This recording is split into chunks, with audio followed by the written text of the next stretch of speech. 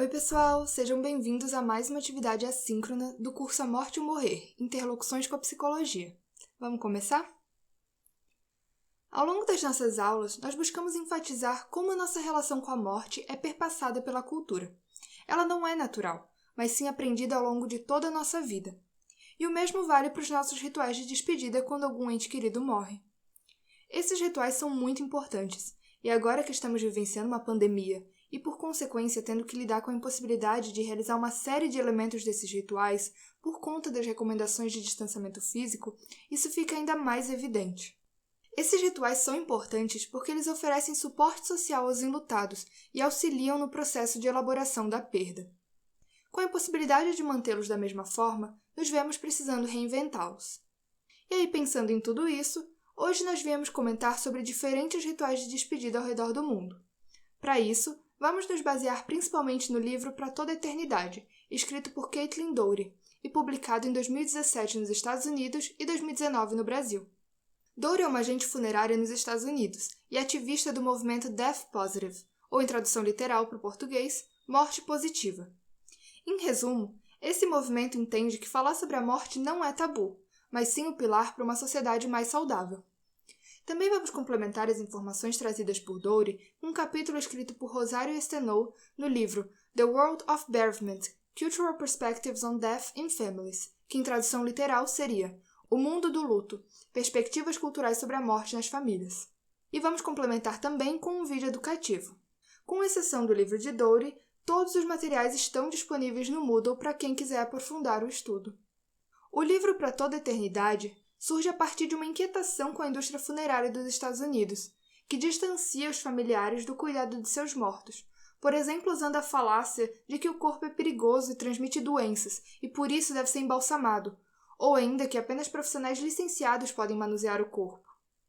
Depois de alguns anos trabalhando nessa indústria e querendo modificá-la, Doughty resolve viajar para vários países do mundo para conhecer a forma como diferentes culturas lidam com a morte, demonstrando assim que não existe um jeito certo de fazer ou entender a morte.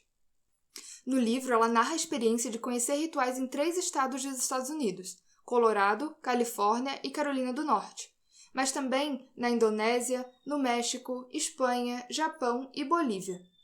E por questão de tempo, nós não vamos conseguir falar de todos, nem mesmo aprofundar nos que a gente vai citar.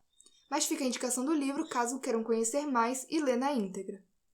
Aproveito para indicar também outros 2 livros da autora.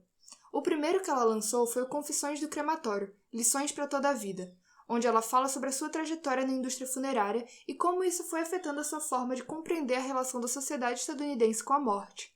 E o livro mais recente dela, que é o Verdades do Além-Túmulo, que responde várias dúvidas relacionadas à morte que ela foi recebendo ao longo de sua trajetória profissional.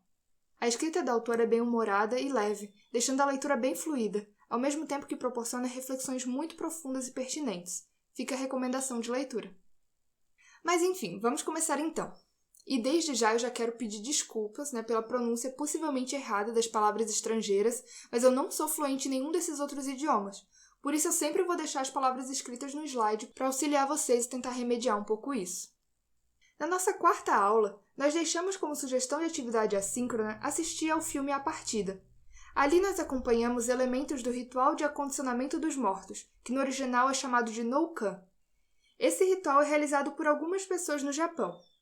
Mas no seu livro, a Doughty não comenta desse ritual em específico, mas nos traz informações que complementam e nos fazem refletir sobre outros aspectos da cultura japonesa envolvendo a morte. Por exemplo, ela coloca que no Japão existe uma cultura de cremação muito forte. Eles têm uma taxa de cremações de 99,9%, que é considerada a mais alta do mundo. Quando ela chega no Japão, ela viaja para Tóquio, e ali ela conhece um columbário chamado Huriden. Um columbário é um lugar em que são depositadas as urnas contendo as cinzas dos mortos. Esse columbário em específico é operado pelo templo budista Kokokuji, e alia religião com tecnologia. Ali dentro estão dispostos 2.000 Budas que se acendem com LEDs, e atrás das paredes que ficam esses Budas haviam os restos mortais de 600 pessoas, pelo menos na época que ela escreveu. Cada um desses restos mortais estava atrelado a um dos Budas. Assim, quando a família vai visitar o seu ente querido, ela só precisa digitar o nome ou utilizar um cartão magnético com chip e um único Buda vai cintilar com uma cor diferente dos demais. Isso facilita que a família encontre o Buda correspondente.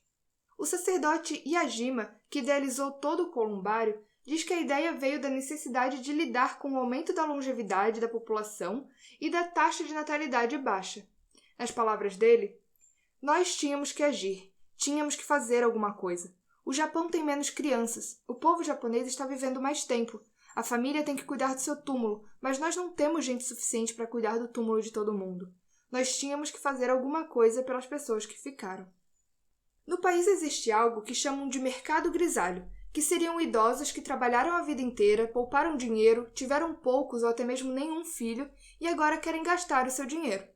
E com isso, houve uma explosão de produtos e serviços direcionados às pessoas que estão se preparando para os seus anos finais, algo que eles chamam de shukatsu, ou em português, fim da vida.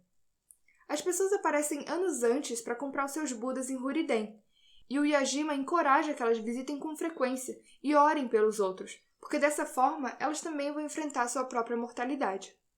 Há também aqueles que não se preparam antecipadamente, se tornando parte da epidemia japonesa de Kodokushi, que em português se traduz como mortes solitárias.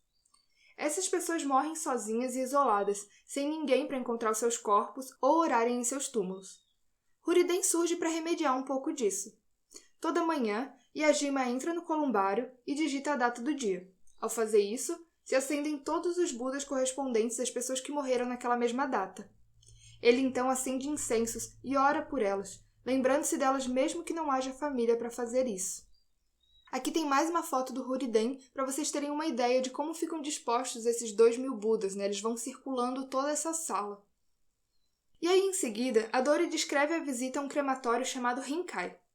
A tradição japonesa é que mais ou menos 3 pessoas próximas da família acompanham o corpo até o crematório e o veem deslizar até a máquina. A família não acompanha a cremação, mas participa da recepção no andar de cima.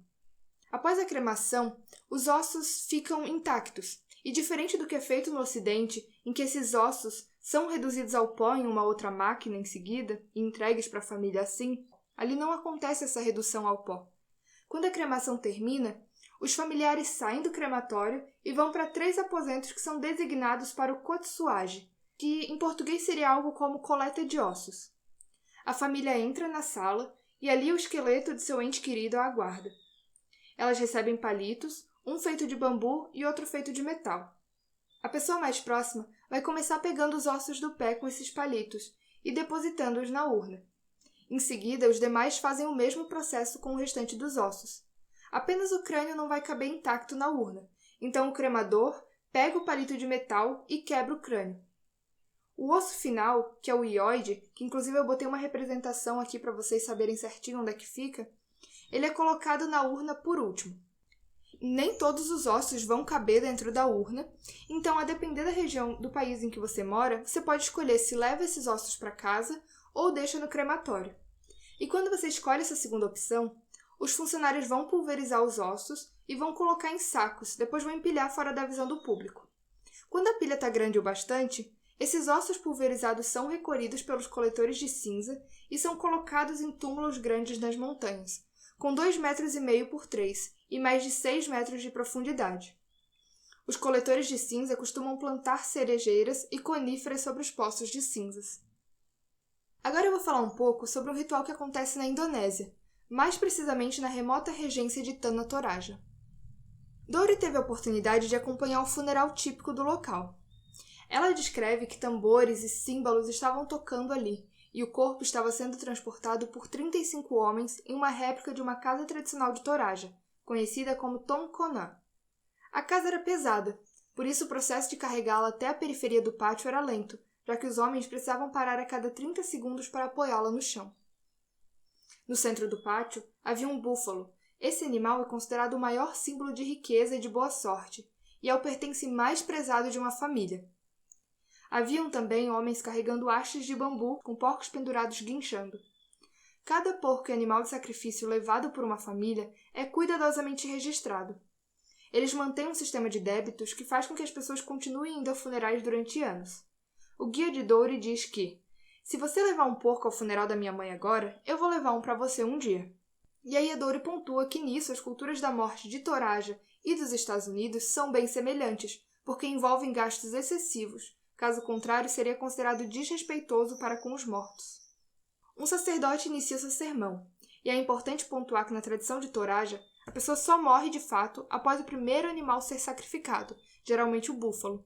Antes disso, ela é considerada doente. Acredita-se que a alma do búfalo vai guiar o espírito no seu caminho até o céu, e quanto mais búfalos forem sacrificados, mais rápida vai ser essa viagem. Após o ritual, a carne desses animais é distribuída pela comunidade. Entre o período em que a pessoa é considerada doente e o funeral, o corpo fica em casa. Esse período pode durar vários meses ou até mesmo anos, até que a família tenha realizado todos os preparativos para o funeral, que vão incluir a construção do recinto, a compra de búfalos e porcos e a convocação de toda a família. Nesse tempo, a família também cuida do corpo e o mumifica, leva comida, troca as roupas e fala com o cadáver. A maior parte dos habitantes de Toraja são cristãos, só que nesse aspecto do ritual fica evidente a influência da religião animista Aluk-Todolo, que se traduz como o jeito dos ancestrais. Os habitantes da região não enxergam barreiras entre os aspectos humanos e não humanos do mundo natural, animais, montanhas e até os mortos. Falar com o cadáver é uma forma de construir uma ligação com o espírito da pessoa. Eu vou aproveitar para mostrar para vocês um trecho de um vídeo muito educativo sobre o ritual. Esse vídeo também está disponível no Moodle para quem quiser assistir na íntegra caso tenha interesse. Ketika seorang jatuh sakit, itu karena roh mulai mengembara dan menjauh dari tubuh. Tampaknya bagi orang luar bahwa seseorang telah mati, tetapi bagi kami Toraja, seseorang hanya sakit demam tomakula. Roh belum pergi, itu tetap dekat dengan tubuh. Orang masih bisa melihat, mendengar, dan merasakan, dan keluarga harus ada di sana seperti sebelumnya. Tanpa ritual pemakaman yang tepat, seseorang tidak menuju ke dunia lain dan mungkin merasa marah. Os rituais fúnebres ali em Toraja duram entre 3 a 7 dias e são marcados por danças e alegria. Ao fim dos rituais, o caixão em forma de tonconã é transportado pela família. O corpo pode ser sepultado num túmulo em forma de tonconã, numa gruta, num túmulo escavado na rocha ou pendurado numa falésia, como mostram todas essas fotografias. Também é esculpida uma efígie de madeira, feita à semelhança da pessoa falecida. Ela é chamada de tal-tal e será colocada em uma varanda na falésia ou junto ao caixão. Após 3 anos, acontece um outro ritual chamado de manenê, onde o corpo é exumado, limpo e vestido com novas roupas. Dori descreve que o povo de Toraja falava diretamente com os cadáveres, narrando o seu próprio gesto. Algumas frases que ela conseguiu ouvir foram: "Agora eu vou tirar você do túmulo. Eu trouxe cigarros, desculpa por não ter mais dinheiro. Sua filha e a família chegaram de Macassar. Agora eu vou tirar o seu casaco." Ela também viu uma família fazendo um piquenique para o avô, que tinha morrido 7 anos antes. Era sua segunda aparição em uma nenê. A família o limpou e ele foi colocado de pé para um retrato, todos reunidos ao redor dele. Para os habitantes de Toraja, tirar alguém do túmulo anos depois da sua morte não só é respeitoso, mas também funciona como uma forma importante deles continuarem ligados aos seus mortos. Por fim, a Dori compartilha que, sendo uma agente funerária, ela sempre recebe perguntas sobre o possível estado de decomposição que o corpo de algum ente querido que morreu há X anos está naquele momento. A sua resposta nunca é precisa, porque depende de uma série de fatores, como o tempo, o solo, o caixão e se foram injetados produtos químicos para conservação. As famílias de Toraja, ao contrário, não precisam perguntar a um terceiro. Elas sabem, porque elas interagem com seus entes queridos mumificados. Ela reflete que ver a mãe de novo, mesmo naquele estado, pode ser muito menos assustador do que contar apenas com a imaginação humana. Por fim, vamos falar sobre a cultura mexicana, que, semelhante à tradição indonésia, entende que a vida continua após a morte e que os mortos continuam a ter um papel com a família e a comunidade. O capítulo que nos baseamos para construir esse roteiro informa que existe uma diferença entre os rituais conduzidos por família de classe baixa, média e alta. Enquanto a primeira segue rituais semelhantes aos da tradição dos povos originários mexicanos pré-hispânicos, as famílias de classe média e alta tendem a seguir rituais católicos. Como a maior parte da população faz parte da classe baixa, os autores priorizam descrever os rituais ancestrais, e nós seguiremos a mesma tendência, pontuando brevemente algumas diferenças entre seus elementos e a crença católica. Enquanto a tradição católica entende que a morte não significa a extinção da vida, mas é um processo de transmutação espiritual para uma vida pior ou melhor, a depender do julgamento final, a tradição dos povos originários entende que a alma vai para um supramundo, onde há uma abundância de tudo o que estava faltando aqui no mundo terreno.